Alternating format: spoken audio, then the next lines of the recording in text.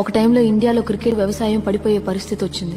అప్పుడు క్రికెట్ ని కాపాడడానికి గంగూలీ వచ్చాడు. గంగూలీ తర్వాత ధోని వచ్చాడు. ధోని తర్వాత కోహ్లీ వచ్చాడు. ఇప్పుడు కృష్ణమూర్తి కూతురు కౌశల్య కూడా వచ్చింది. కానీ వ్యవసాయం పడిపోయినప్పుడు కాపాడడానికి వెళ్లిన కృష్ణమూర్తిని కాపాడడానికి ఇంకో కృష్ణమూర్తి రాలేదు. పడిపోతున్న కృష్ణమూర్తిని ఆ వ్యవసాయం కూడా కాపాడలేదు. వ్యవసాయంలో రైతు ఓటమి అతను ఒక్కడికే అవమానం కాదు, మొత్తం దేశానికే అవమానం. ప్లేయర్ ఆఫ్ ది మ్యాచ్ అని 5 లక్షలు ఇచ్చిన ఇదే బ్యాంకు మా నాన్న అప్పు తీర్చలేదని మా ఇల్లు లాక్కుంది. తన కూతురాడే మ్యాచ్ ని ఇవాళ మా నాన్న వీధిలో కూర్చొని చూస్తున్నాడు.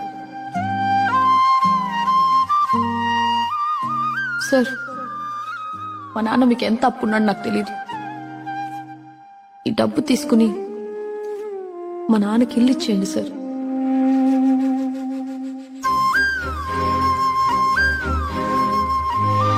వంట బాగుంటే వండిన వాళ్ళని మెచ్చుకుంటాం, కానీ పండించిన వాళ్ళని అస్సలు పట్టించుకోం. ఉస్నే క్యా బోలా? ఒక ఆటని సీరియస్ గా చూడడం తెలిసిన మనకి వ్యవసాయాన్ని ఆటగా చూడడం కూడా తెలియట్లేదని చెప్తోంది. క్రికెట్ లో ఇండియాని గెలిపించడానికి మేము 11 మంది ఉన్నాం. వ్యవసాయంలో ఇండియాని గెలిపించడానికి మనలో ఎంతమంది ఉన్నారు?